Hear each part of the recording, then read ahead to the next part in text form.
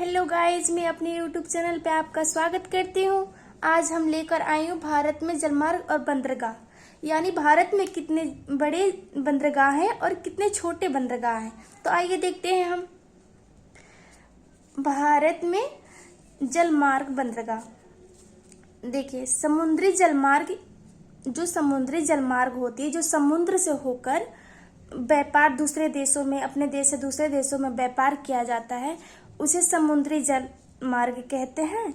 जैसे जहाज रानी परिवहन बंदरगाह यानी बड़े बड़े बंदरगाह होते हैं जहाँ पे दूसरे देश, अपने देश से दूसरे देशों में व्यापार किया जाता है, निर्यात आयात निर्यात किया जाता है, उसे जहाज रानी परिवहन कहा जाता है।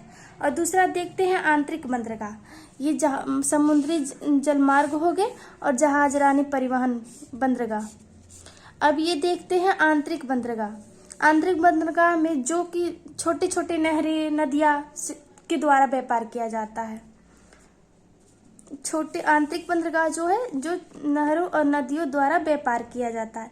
भारत में 13 बंदरगाह, मतलब भारत में जो है वो 13 बड़े बंदरगाह हैं और 200 छोटे बंदरगाह हैं। आंतरिक जो जलमार्ग के माध्यम से योगदान है, मतलब जो आंतरिक जलमार्ग के माध्यम से योगदान है, जैसे आंतरिक जलमार्ग जैसे नहरों और नदियों द्वारा व्यापार किया जाता है, उसका योगदान कितना है? 0.15% है। इतने ही व्यापार किया जाता है। सबसे लंबा आंतरिक जलमार्ग है यूपी। सबसे पहले यूपी आएगा, फिर उसके बाद से आएगा पश्चिम बंगाल, उसके बाद से आंध्र प्रदेश, उसके बाद से असम, उसके बाद से केरल। तो ये हमारे हो गए 5 बंदरगाह जो आंतरिक जलमार्गों द्वारा किए जाते हैं। सबसे लंबा आंतरिक जलमार्ग है ये जो 5 है, यूपी, पश्चिम बंगाल, आंध्र प्रदेश और असम, केरल। तो आगे देखते हैं हम। 1986 में नोएडा में एक विभाग बनाया गया। इसके द्वारा भारतीय अंतर्देशीय जलमार्ग प्राधिकरण की स्थापना की गई। 1986 में, गाइस याद रखिएगा, 1986 में नोएडा में एक विभाग की स्थापना की गई जो कि अंतर्देशीय जलमार्ग की प्राधिकरण की स्थापना की गई। तो गाइस इसके बाद देखते हैं भारत में अंतर्राष्ट्रीय जलमार्ग 5 हैं। भारत में अंतर्राष्ट्रीय जलमार्ग 5 है। फर्स्ट नंबर में देखते हैं। फर्स्ट नंबर में इलाहाबाद से हल्दिया तक गंगा नदी पर स्थित है, यानी इलाहाबाद से लेकर और हल्दिया तक ये गंगा नदी पर स्थित है। इसकी स्थापना 1986 में किया गया था। इसकी लंबाई है, सबसे बड़ी लंबाई है इसकी 1620 किलोमीटर। देखिए गाइस, उसके बाद से सदिया से धुबरी तक जाता है। दूसरा, सदिया से धुबरी तक जाता है, यह ब्रह्मपुत्र नदी पर स्थित है। इसकी स्थापना 1988 में हुआ था। उसके बाद से देखते हैं तीसरा, ये 5 में बताई थी जलमार्ग। देखिए 5 जलमार्ग है जो भारत के राष्ट्रीय जलमार्ग हैं, उसमें से हम 2 बता चुके हैं। अब देखिए तीसरा, कोलम से कोटापुरम तक जाता है, यह केरल में स्थित है। ये केरल में स्थित है, ध्यान रखिएगा गाइस। इसकी स्थापना 1993 में हुआ था। यह भारत का सबसे छोटा राष्ट्रीय जलमार्ग है। इसकी लंबाई 205 किलोमीटर है। इसके बाद से आते हैं 4th नंबर, वजीराबाद से लेकर पुडुचेरी तक, यह आंध्र प्रदेश में स्थित है। इसकी स्थापना 2003 में की गई।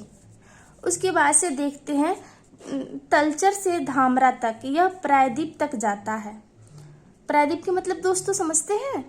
कमेंट बॉक्स में हमें जरूर बताइएगा। यह जहाज रानी है, ये उड़ीसा में स्थित है। इसकी स्थापना 2008 में की गई थी। अब हम देखते हैं भारत में छोटे से बड़े बंदरगाह तक और कौन कौन से आयात निर्यात होते हैं, कौन कौन से चीजों का आयात निर्यात की जाती है, वो देखते हैं गाइस। देखिए ये हमारे भारत का नक्शा है जो कि सबसे लंबी बंदरगाह और सबसे छोटी बंदरगाह ये सीरी से जाता है और कहाँ कहाँ पे कौन कौन से राज्यों में स्थित है, आज ही हम बताएंगे। देखिए कंडाला बंदरगाह जो है वो गुजरात में है, जो कि सबसे लंबी बंदरगाह है। ओके, इसको मैं बाद में एक्सप्लेन करूंगी। अभी हम फैक्ट जान लेते हैं, उसके बाद से मैं कंसेप्ट बताऊंगी। उसके बाद से आता है महाराष्ट्र। गुजरात के बाद महाराष्ट्र। कंडाला बंदरगाह गुजरात में सबसे लंबी बंदरगाह है, और मुंबई महाराष्ट्र मुंबई बंदरगाह है, जो कि सहायता के लिए इसे नाहरसोवा बंदरगाह की स्थापना की गई थी। उसके बाद से कर्नाटक में न्यू मंगोल बंदरगाह है। और उसके बाद से देखते हैं, गुजरात हो गया, महाराष्ट्र हो गया, कर्नाटका, उसके बाद से गोवा, ममुआ गोवा। इसे अच्छी तरह से याद कर सकते हैं। लास्ट में गाओ है, गाओ, ममुआ गाओ, यानी गोवा से गाओ, हम याद रख सकते हैं अच्छी तरह से। इसके बाद से केरल में कोच्चि बंदरगाह है। कोच्चि बंदरगाह आप सब लोग जानते होंगे। उसके बाद से आते हैं तमिलनाडु। तमिलनाडु में चेन्नई, एन्नोर और त्रितिकोरन बंदरगाह। उसके बाद से पोर्ट ब्लेयर। पोर्ट ब्लेयर जो है ये कहाँ पे है? इधर कौन सा? अंडमान निकोबार। अंडमान निकोबार हमारा केंद्र शासित प्रदेश है। वहां पर पोर्ट ब्लेयर बंदरगाह है, जो कि 2010 में मान्यता मिली थी इसको। पहले इसकी मान्यता बिल्कुल नहीं थी इस बंदरगाह की। पोर्ट ब्लेयर जो हम लोग के वहां पे है अंडमान निकोबार में। पोर्ट ब्लेयर बंदरगाह 2010 में इसकी मान्यता मिली थी। उसके बाद से ये हम देख लिए। उसके बाद से देखते हैं आंध्र प्रदेश में। आंध्र प्रदेश में विशाखापट्टनम है, विशाखापट्टनम बंदरगाह। और उसके बाद से उड़ीसा प्रायद्वीपीय बंदरगाह है, ठीक है। उसके बाद से पश्चिम बंगाल में आते हैं कोलकाता हल्दिया बंदरगाह। हम फर्स्ट नंबर में ही बताए थे, इलाहाबाद से हल्दिया तक जो राष्ट्रीय जलमार्ग है हमारा, वो इलाहाबाद से हल्दिया तक जाता है। ये मैं अभी बताई हूँ।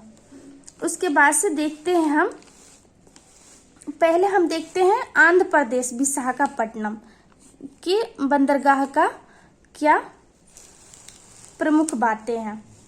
तो हम देखते हैं आंध्र प्रदेश जलयान विशाखापट्टनम में भारत का यह देश का सबसे बड़ा प्राकृतिक गहरा बंदरगाह है।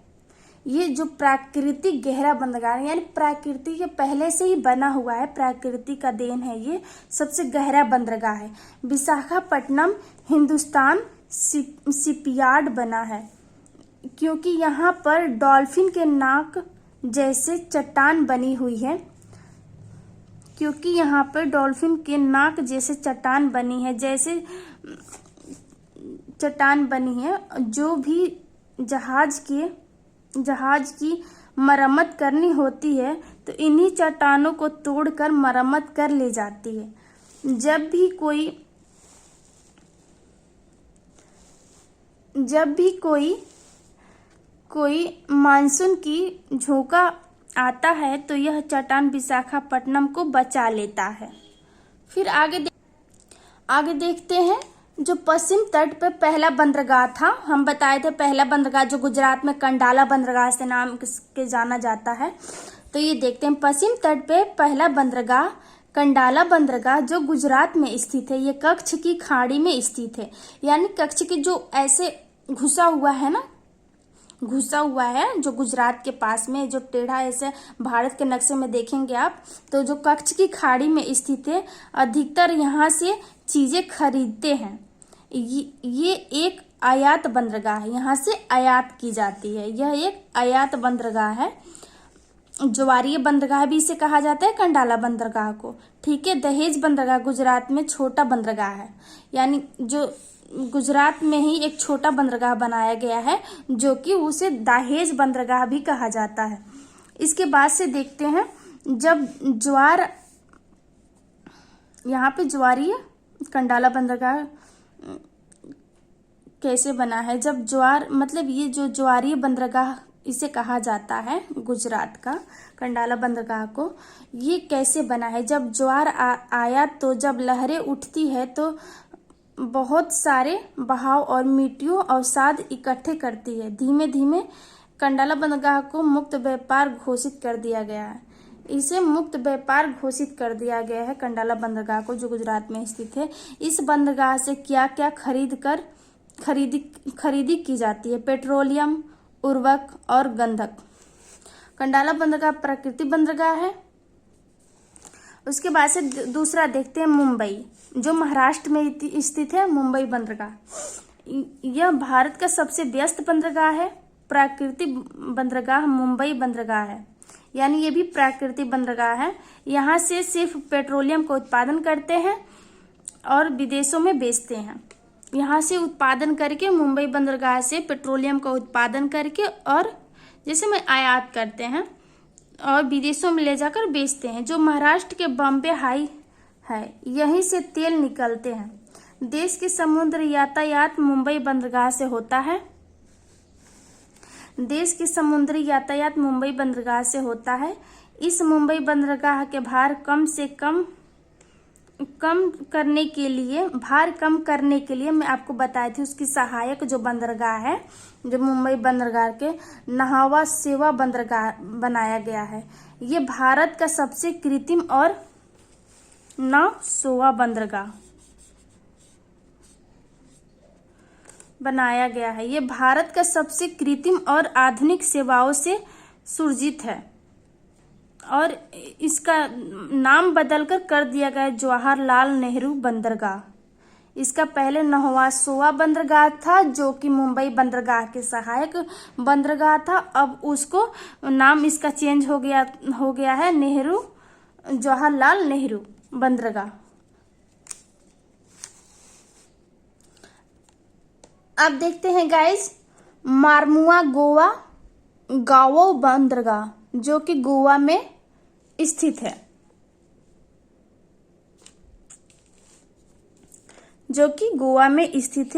मारमुआ गावो बंदरगाह जो कि गोवा में स्थित है।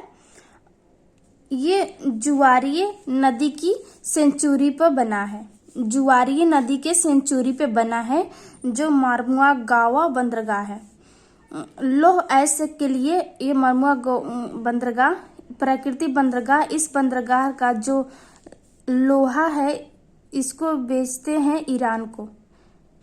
यहाँ पे मारमुआ गोवा बंदरगाह से जो लोहा प्राप्त होता है वह ईरान को बेचते हैं।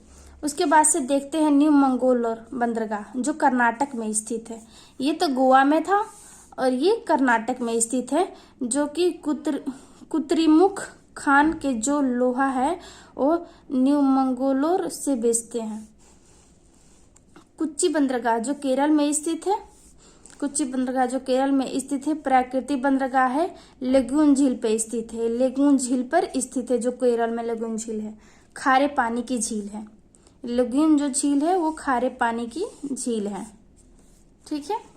उसके बाद से देखते हैं इसी में कोच्चि से पूर्व ऑस्ट्रेलिया जाना हो या ऑस्ट्रेलिया में भी यहीं से जा सकते हैं। यानी जो ये कोच्चि बंदरगाह है जो केरल में स्थित है, यहाँ पे ऑस्ट्रेलिया इस बंदरगाह से आसानी से हम जा सकते हैं। कोच्चि शिपयार्ड में भी जलयान बनते हैं इसके चलते। इसके बाद से देखते हैं चेन्नई बंदरगाह जो तमिलनाडु में स्थित है। देश का सबसे पुराना और तीसरा बंदरगाह है। भारत देश का पुराना बंदरगाह और तीसरा बंदरगाह है जो कृत्रिम बंदरगाह है और खुला बंदरगाह है। ये ओपन एरिया है। आधुनिक तरीके से कंप्यूटराइज होता है, यानी जो कंप्यूटराइज मतलब कंप्यूटर द्वारा आधुनिक तरीके से यहाँ पर काम होते हैं। आंध्र प्रदेश के वर्किंघम नहर और तमिलनाडु के कंबर जुआ नहर दोनों से जुड़ा हुआ है। बर्किंघम नहर और तमिलनाडु के कंबर जुआ नहर दोनों से ये जुड़ा हुआ है, जो कि चेन्नई बंदरगाह है, तमिलनाडु में स्थित है। 2014 में बदल दिया गया। 2014 में यह से पेट्रोलियम लौह अयस्क के कारोबार करते हैं। एन्नौर बंदरगाह के नाम से बदलकर के कामराज कर दिया गया था।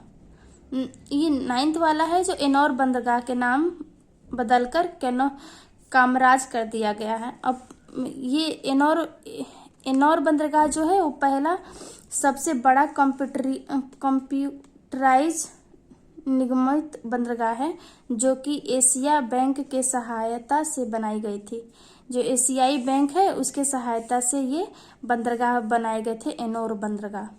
एनोर बंदरगाह से कोयला के आदान प्रदान करते हैं और तमिलनाडु के मुख्यमंत्री के कामराज थे, उन्हीं के नाम ये एनोर बंदरगाह कर दिया गया है। इस बंदरगाह से चेन्नई बंदरगाह का भार कम हो गया है। जो चेन्नई बंदरगाह है इस बंदरगाह की सहायक हो गया है। तुर्तीकोरन बंदरगाह जो तमिलनाडु में है, यहाँ से सबसे ज्यादा कोयला और मछली बेचे जाते हैं, इसलिए इस बंदरगाह को मत्स्य बंदरगाह से के नाम से भी जाने जाते हैं। आगे चलकर इसका नाम बदल दिया गया है, चिद्रवन बंदरगाह कर दिया गया है। चिद्रवन बंदरगाह कर दिया गया है। जो समुद्र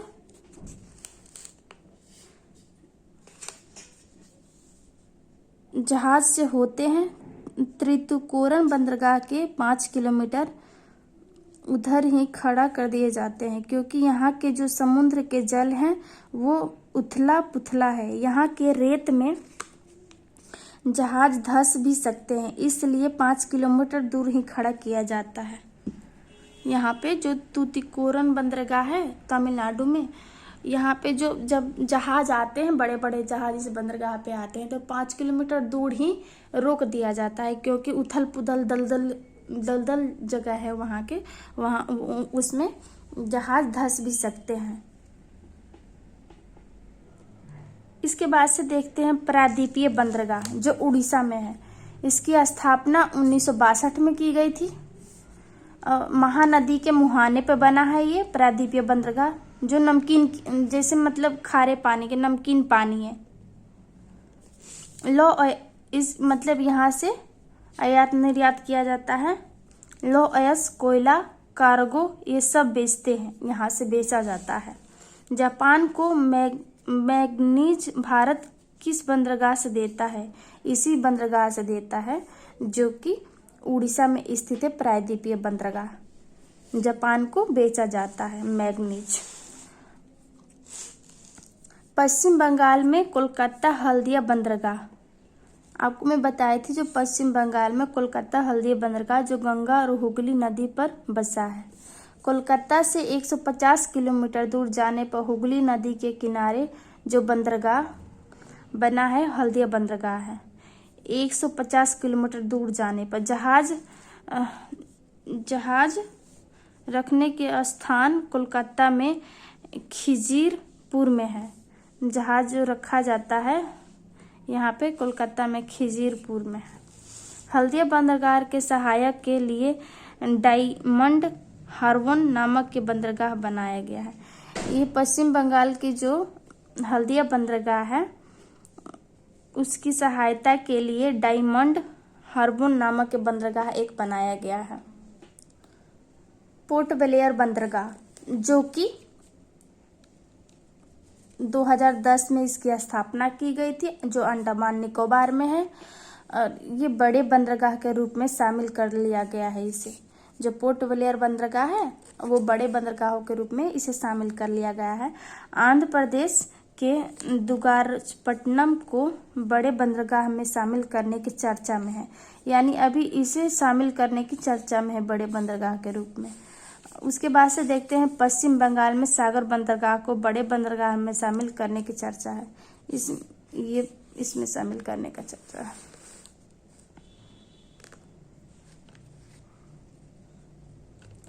ओके गाइस, मेरा वीडियो अगर अच्छा लगा होगा तो लाइक करिए, सब्सक्राइब करिए और कमेंट करिए, और आगे की जो वीडियो होगी वो मैं फिर बनाऊंगी। Thank you guys.